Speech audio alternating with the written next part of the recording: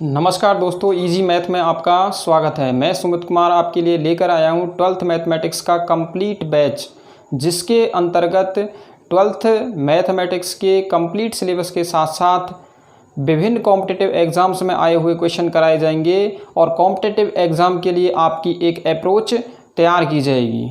और ये वाला जो बैच है वो कॉम्पिटिटिव एग्ज़ाम की दृष्टि से आपके लिए बहुत अधिक लाभदायक साबित होगा। लास्ट वीडियो में मैंने मैट्रिक्स मल्टीप्लिकेशन की प्रॉपर्टीज़ के बारे में आपसे चर्चा की थी। इस वीडियो में प्रतिलोम मैट्रिक्स के गुणधर्म, लंबकोणीय मैट्रिक्स, वर्गसम मैट्रिक्स तथा एक्सरसाइज 3.2 के कुछ क्वेश्चन कराए जाएंगे। तो आइए शुरुआत करते हैं आज के इस वीडियो की। प्रतिलोम मैट्रिक्स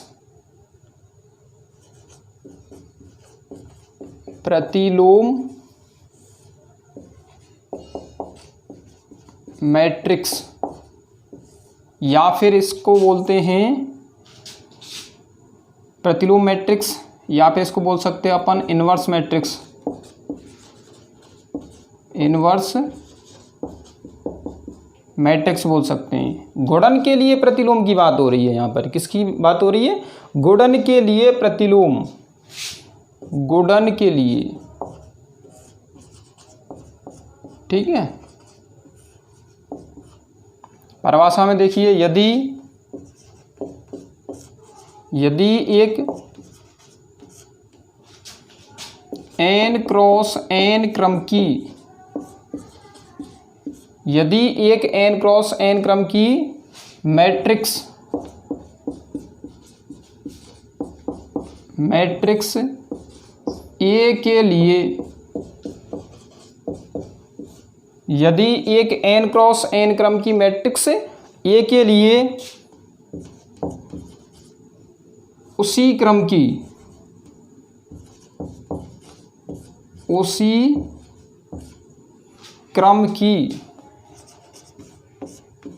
मैट्रिक्स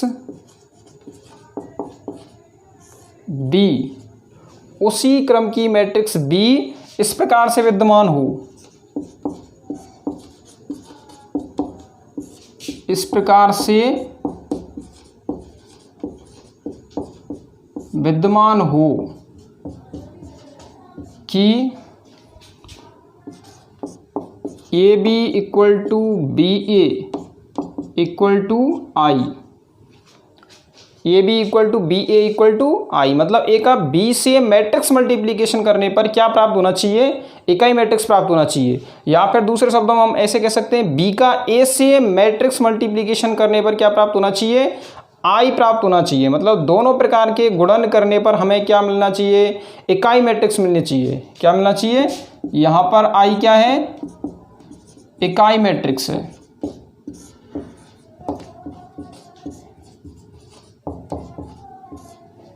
इकाई मैट्रिक्स है। तो मैट्रिक्स B A के लिए गुणन प्रतिलोम मैट्रिक्स कहलाती है। कौन सी मैट्रिक्स? गुणन प्रतिलोम मैट्रिक्स। कौन सी मैट्रिक्स? गुणन प्रतिलोम मैट्रिक्स कहलाती है।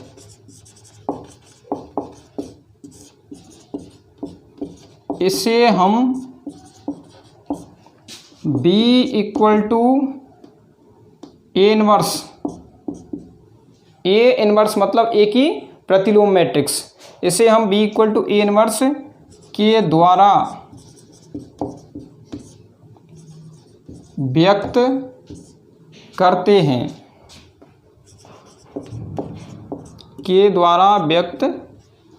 हैं। इसे हम B equal to A inverse के द्वारा व्यक्त करते हैं तथा मैट्रिक्स, इस सिचुएशन में मैट्रिक्स A व्युत्क्रमणीय मैट्रिक्स कहलाती है। इस स्थिति में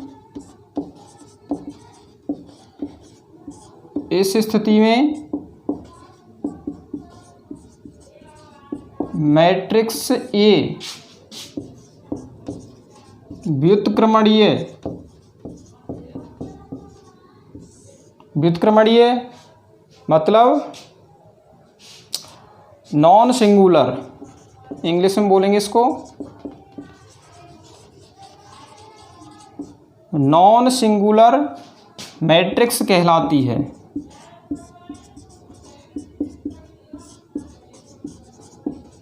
नॉन सिंगुलर मैट्रिक्स कहलाती है। दूसरी बात आपको ये भी ध्यान रखनी है, यदि बी मैट्रिक्स ए की प्रतिलोम मैट्रिक्स है तो ए मैट्रिक्स बी की प्रतिलोम मैट्रिक्स कहलाएगी।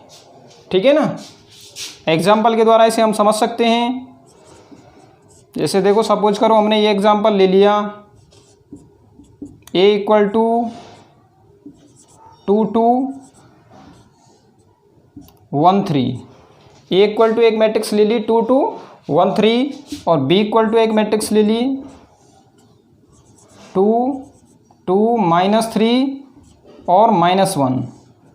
अब इनका मल्टीप्लिकेशन करके देखेंगे। ठीक है ना, क्या करके देखेंगे? मल्टीप्लिकेशन करके देखेंगे। तो ए बी इक्वल टू, यहाँ से बी इक्वल टू कितना प्राप्त होगा? देखो भाई, 2 3 1 2 इंटू 2 -3 -1 2। इनका करेंगे हम मल्टीप्लिकेशन। भाई मैट्रिक्स मल्टीप्लिकेशन हम जानते हैं कैसे होता है। Matrix multiplication row to column type से होता है। कैसे होता है? रो टू कॉलम टाइप से होता है। तो प्रथम पंक्ति का प्रथम स्तंभ के साथ मल्टीप्लिकेशन करेंगे तो 2 इंटू 2 कितने हो जाएंगे? 4। 2 इंटू 2 कितने हो गए? 4। और 3 इंटू 1 माइनस का 1 तो माइनस के 3 हो जाएंगे ये। फिर 2 का मल्टीप्लाई किससे करेंगे? 3 से। तो 2 इंटू 3 माइनस के 6। और फिर 3 का मल्टीप्लाई किससे करेंगे? 2 से, तो प्लस का 6 प्राप्त होगा।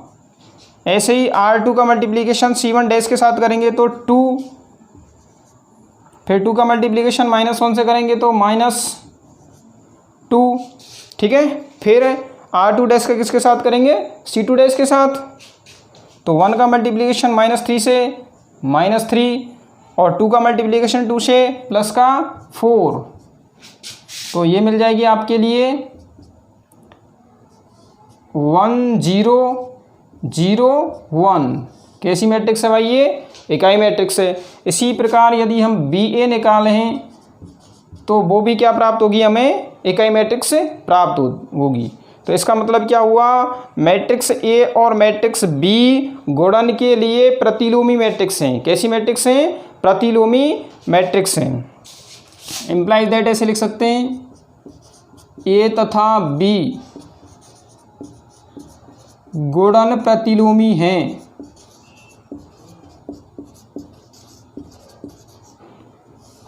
कैसी मैट्रिक्स हैं? गुणन प्रतिलोमी मैट्रिक्स हैं। तो इसको लिखो सबसे पहले।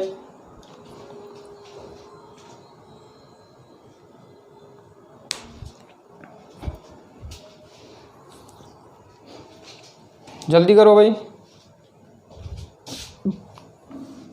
अब देखो भाई, इसके बाद में प्रतिलोम मैट्रिक्स के गुणधर्म, प्रतिलोम मैट्रिक्स के गुणधर्म या फिर कह सकते हैं properties of inverse matrix. Properties of inverse matrix.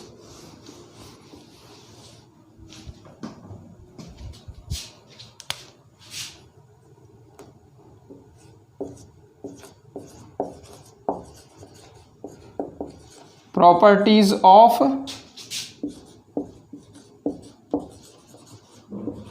Inverse matrix.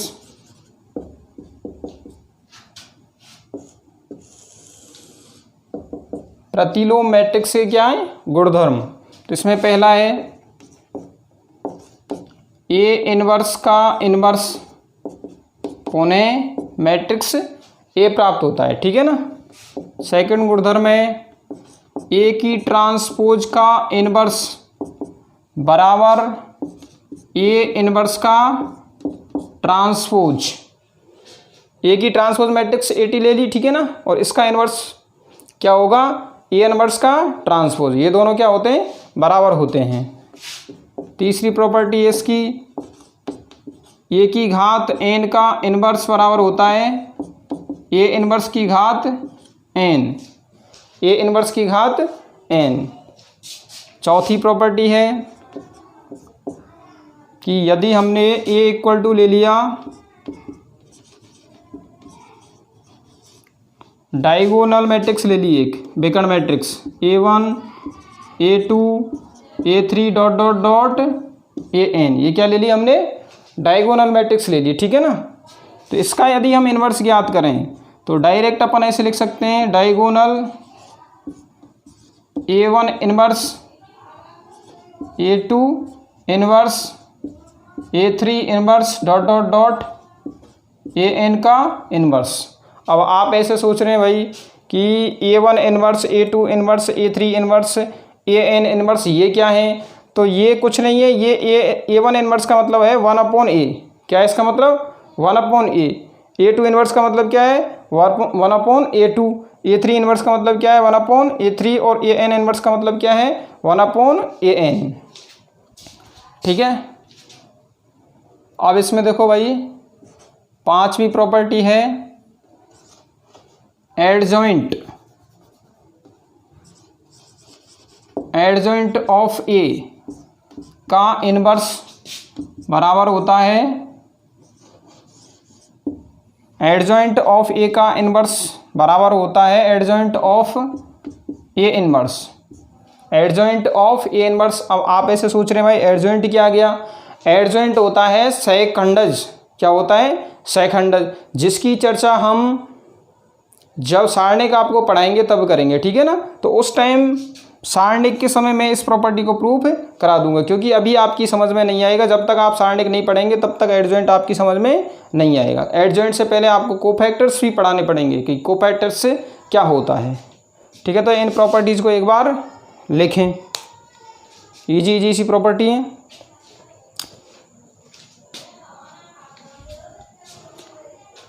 इसके बाद में देखो भाई लंबकोणीय मैट्रिक्स,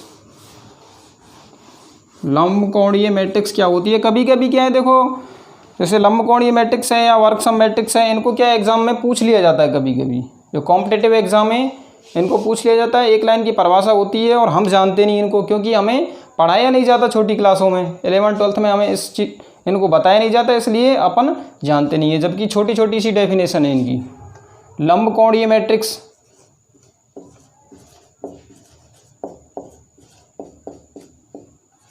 लंबकोणीय मैट्रिक्स या फिर इसको बोलते हैं हम ऑर्थोगोनल मैट्रिक्स। क्या बोलते हैं, ऑर्थोगोनल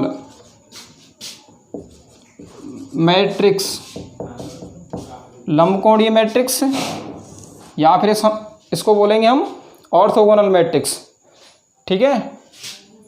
तो ए एक वर्ग मैट्रिक्स है, ए क्या है, एक वर्ग मैट्रिक्स है, या फिर ऐसे कह सकते हैं ये एक वर्ग मैट्रिक्स इस प्रकार से है,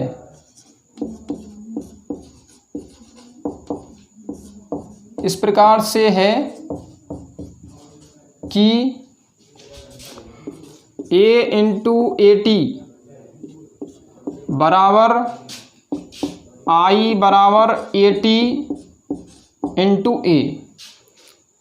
ये एक वर्ग मैट्रिक्स इस प्रकार से है कि A into AT, A into A का ट्रांसपोज करें तो हमें क्या प्राप्त होनी चाहिए, इकाई मैट्रिक्स प्राप्त होनी चाहिए, और A के ट्रांसपोज का मल्टीप्लिकेशन ऐसे करते हैं तो पुनः क्या प्राप्त होनी चाहिए, इकाई मैट्रिक्स प्राप्त होनी चाहिए। तो फिर हम ऐसे कह सकते हैं भाई ये किसकी डेफिनेशन है, ये तो प्रतिलोम मैट्रिक्स की डेफिनेशन है। इसका मतलब क्या हुआ, AT A की प्रतिलोम मैट्रिक्स है, अर्थात अपन ऐसे कह सकते हैं, अर्थात A की प्रतिलोम A इनवर्स बराबर क्या है AT, क्योंकि ये किसकी डेफिनेशन है भाई, प्रतिलोम मैट्रिक्स की डेफिनेशन का पालन कर रहा है ये। तो A इनवर्स बराबर AT।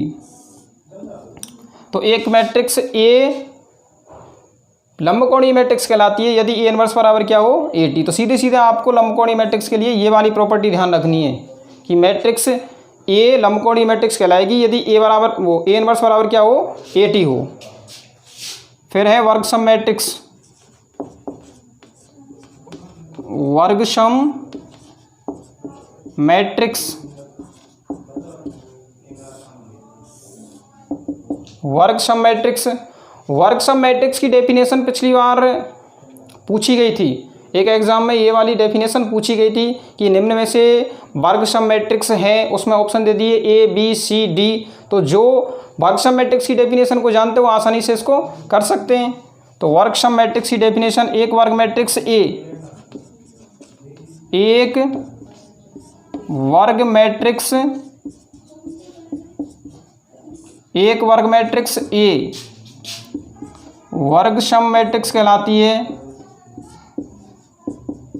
वर्गसम मैट्रिक्स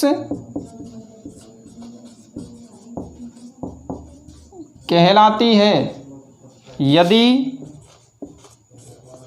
ए स्क्वायर बराबर क्या हो, ए स्क्वायर बराबर ए हो, मतलब ए का स्क्वायर करने पर पुनः मैट्रिक्स ए प्राप्त होनी चाहिए। एग्जाम्पल के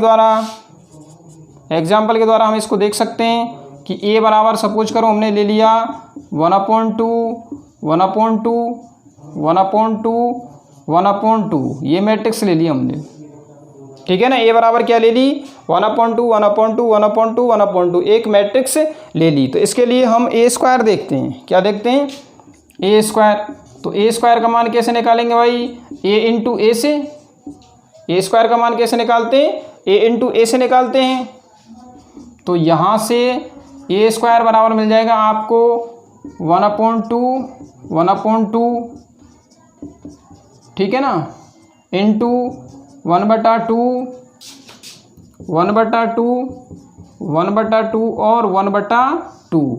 अब इनका आपको मल्टीप्लिकेशन करना है। मैट्रिक्स मल्टीप्लिकेशन हम जानते हैं रो टू कॉलम प्रकार से होता है। तो रो टू कॉलम प्रकार से जब हम इनका मल्टीप्लिकेशन करेंगे तो देखो 1/2 इंटू 1/2 1/4 हो गया। फिर 1/2 का 1/2 से मल्टीप्लाई करेंगे तो कितना प्राप्त होगा, 1/4। तो 1/4 प्लस 1/4, चलो इसको यहाँ पे लिखिए, पीछे लिखते हैं, ये मिलेगी आपको 1/4 प्लस 1/4, फिर यहाँ पे 1/4 प्लस 1/4, ऐसे ही यहाँ पे 1/4 प्लस 1/4, 1/4 प्लस 1/4, और जब इनको जोड़ेंगे तो 1/4 प्लस 1/4 कितने होते हैं, 1/2 होते हैं। तो 1/2 1/2 और 1/2, जो कि किसके बराबर है, ए के बराबर है। किसके बराबर है, ए के बराबर है। तो इसका मतलब मैट्रिक्स ए इक्वल टू 1/2 क्या है, एक वर्गसम मैट्रिक्स है। तो लिखो इसको,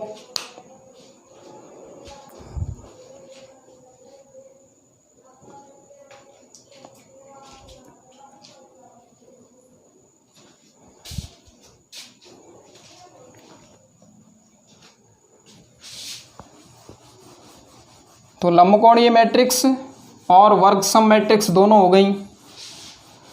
अब देखो एक्सरसाइज नंबर 3.2 के क्वेश्चन लेते हैं कुछ।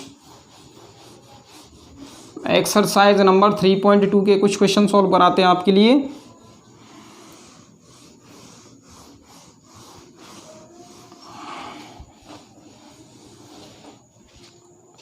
बोर्ड पर आपको दिख रहा है एक्सरसाइज नंबर 3.2 का क्वेश्चन नंबर 6। यदि f(x) बराबर cos x minus sine x 0 sine x cos x 0 0 0 1 एक मैट्रिक्स है, ठीक है ना, हो तो प्रदर्शित कीजिए कि fa इंटू एफ बी बराबर क्या होता है, एफ ए प्लस बी। ये हमें क्या करना है, सिद्ध करना है। तो इधर देखो सॉल्यूशन, क्वेश्चन नंबर 6 है, इसका सॉल्यूशन क्या दिया हुआ है हमारे लिए, f(x) का मान दिया हुआ है, f(x) मैट्रिक्स f(x) है cos x minus sine x 0, cos x minus sine x 0, sine x cos x 0, और फिर है यहाँ पे 0 0 और 1, ठीक है ना। f(x) का मान आपको दिया हुआ है, तो यहाँ से देखिए भाई fa का मान क्या प्राप्त होगा हमें, fa बराबर मिल जाएगा हमें cos a minus sine a 0 sine A cos ए 0 भाई x के स्थान पर क्या आ जाएगा, a आ जाएगा, 0 0 1। तो ये तो वैल्यू हो गई एफ ए की, किसकी वैल्यू हो गई, एफ ए की। और एफ बी क्या प्राप्त हो जाएगा हमें, cos B minus sine B 0 sine B cos B 0 0 0 1। ठीक है ना, x के स्थान पर क्या रख देना, हमें b रख देना है बस। अब भाई LHS को देखें तो F A into F B है, तो LHS बराबर F A into F B. F A और एफ बी का क्या करना है, हमें मल्टीप्लिकेशन करना है। तो कॉस ए माइनस के sine A 0 sine A cos A 0 0 0 1 into cos B का मान रखो, ओ कॉस बी नहीं एफ बी का मान रखेंगे तो cos B minus sine B 0 sine B cos B 0 0 0 1। ठीक है ना, अब इनका क्या करना है, हमें मल्टीप्लिकेशन करना है। तो रो टू कॉलम प्रकार से मल्टीप्लिकेशन करेंगे। तो कॉस ए का मल्टीप्लिकेशन करो कॉस बी के साथ,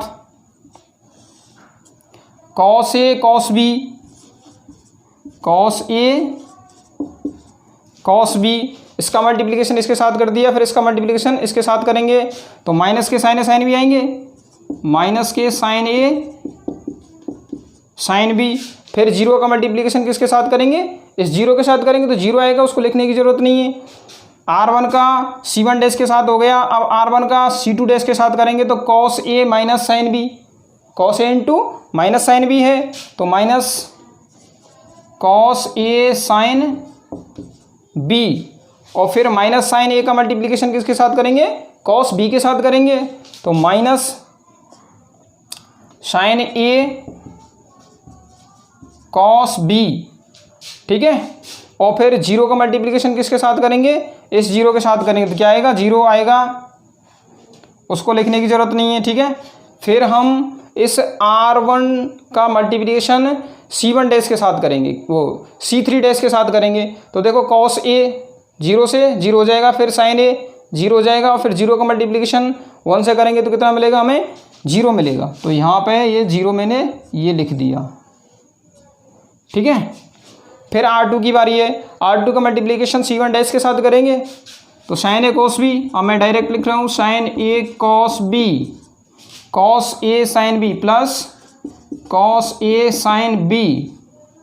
फिर इसका मल्टीप्लिकेशन इसके साथ माइनस के साइन ए साइन बी, फिर इसका इसके साथ प्लस के कॉस ए कॉस बी, और फिर इसका इसके साथ करेंगे तो क्या प्राप्त होगा हमें, 0। फिर देखो 0 का मल्टीप्लिकेशन इसके साथ 0, और फिर इस 0 का इसके साथ 0, और इसका इसके साथ 0, तो यहाँ पर क्या मिल जाएगा हमें, 0। फिर R3 का C2 डैश के साथ करेंगे तो 0 0, तो ये 0 0 हो जाएंगे, और यहाँ पे भी 0 मिल जाएगी हमें। फिर R3 का C3 डैश के साथ, किसके साथ, C3 डैश के साथ, तो 0 0, तो ये 0 0, और 1 का मल्टीप्लिकेशन 1 से करेंगे तो यहाँ पे मिल जाएगा हमें 1 मिल जाएगा। ठीक है, तो अब इसमें देखो भाई cos A cos B minus sign A sine B, ये कौन सा फॉर्मूला हो गया, cos A cos B minus sign A sine B होता है cos A plus B, cos A plus B हो जाएगा भाई ये कॉस ए प्लस बी। और यहाँ पे देखो यदि हम माइनस को कॉमन ले लें, क्या कर लें, माइनस को कॉमन ले लें तो sign A cos B plus cos A sine B बनेगा, और माइनस आ चुका है आपका कॉमन, तो ये हो जाएगा साइन ए प्लस बी, क्योंकि इसमें कौन सा फॉर्मूला लग रहा है, sign A cos B plus cos A sine B वाला, और ये 0 है ही, एज इट इज रख दिया 0। फिर यहाँ देखो sign A cos B plus cos A sine B, sign A plus B बन जाएगा ये साइन ए प्लस बी। और यहाँ से देखो भाई cos A cos B minus sign A sign B, cos A plus B, cos A cos B minus sign A sine B क्या होता है, कॉस ए प्लस बी होता है, और जीरो एज इट इज। फिर R3 की बात करें, यहाँ पे जीरो है और यहाँ क्या है जीरो, और यहाँ पर क्या है 1। ठीक है, ये मैट्रिक्स प्राप्त हो गई। और इसको हम परिभाषा से क्या लिख सकते हैं, ऊपर देखो परिभाषा में क्या है, fx बराबर इतना है, तो यहाँ पे x के रूप में आ रहा है ये चर, और यहाँ पर ये चर a प्लस बी के रूप में आ रहा है, तो ये क्या हो जाएगी भाई, एफ ए प्लस बी हो जाएगी। क्या हो जाएगी, एफ ए प्लस बी, जो कि क्या है RHS। अतः हमने दिखा दिया F A into F B बराबर क्या है, एफ ए प्लस बी। यही इसमें क्या करना था, प्रूफ करना था। तो लिखो इसको,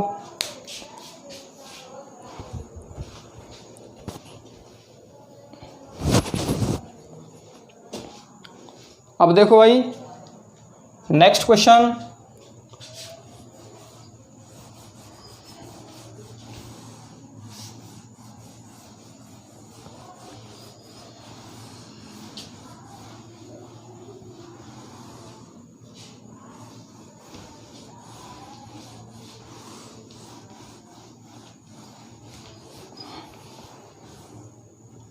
क्वेश्चन नंबर 12,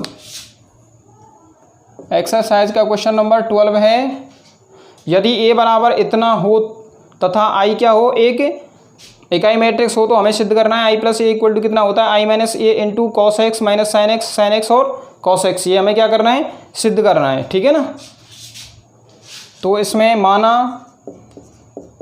हम ये मान के चल रहे हैं, माना 10x/2 बराबर हमने क्या मान लिया, t मान लिया। तो यहाँ से देखो भाई 10x/2 बराबर t मान लेंगे।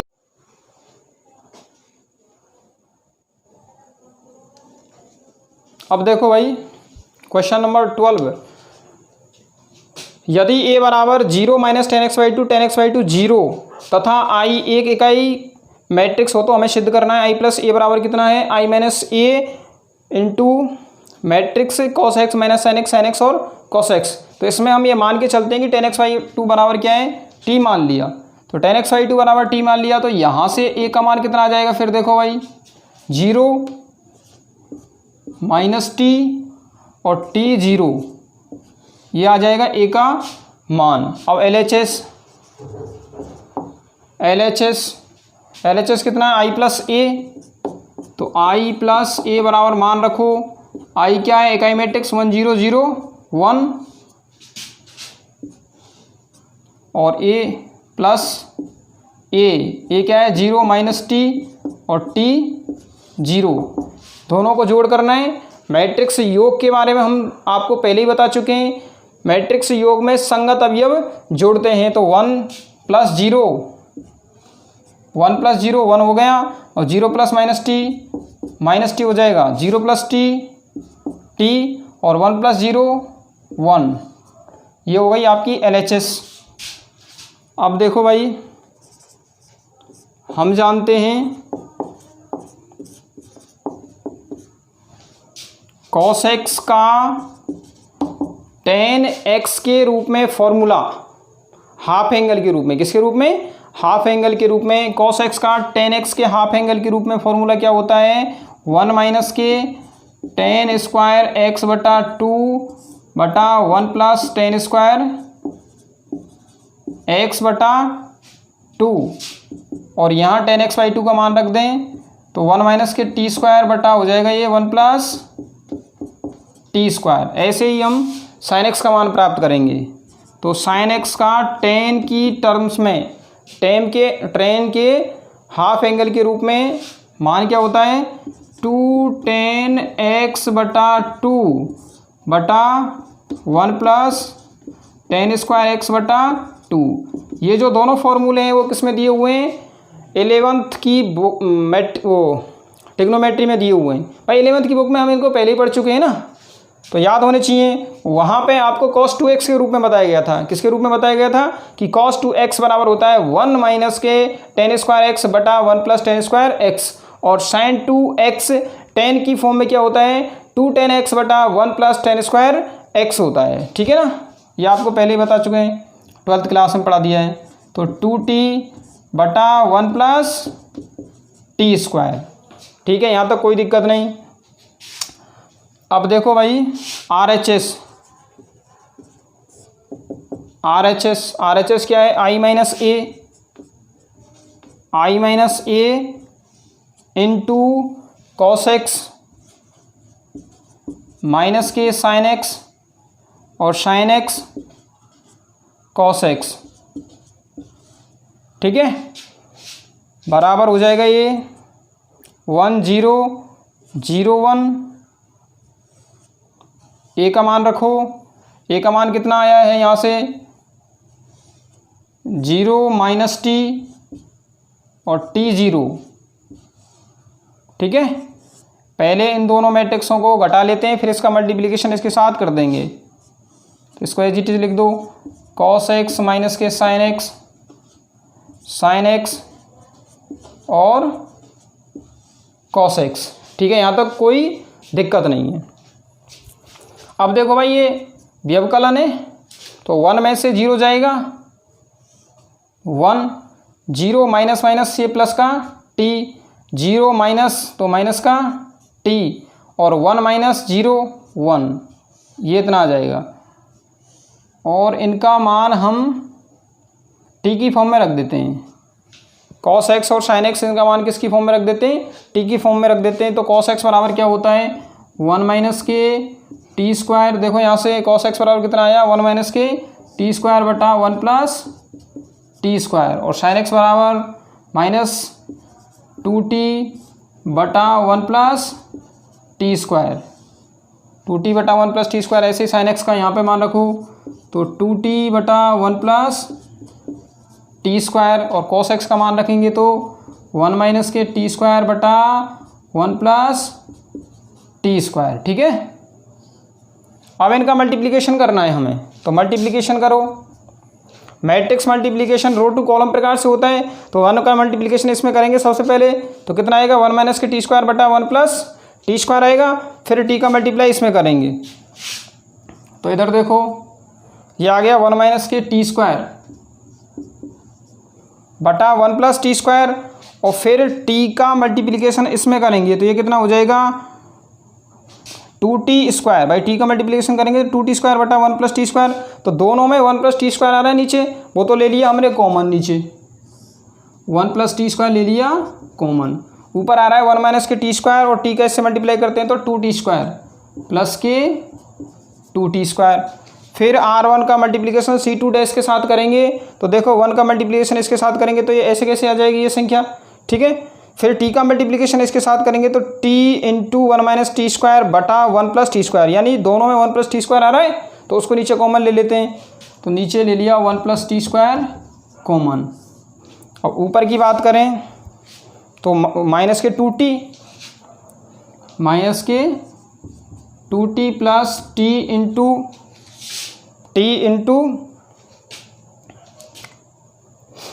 Into 1 minus T square, t into 1 minus T square, ये इतना आ रहा है।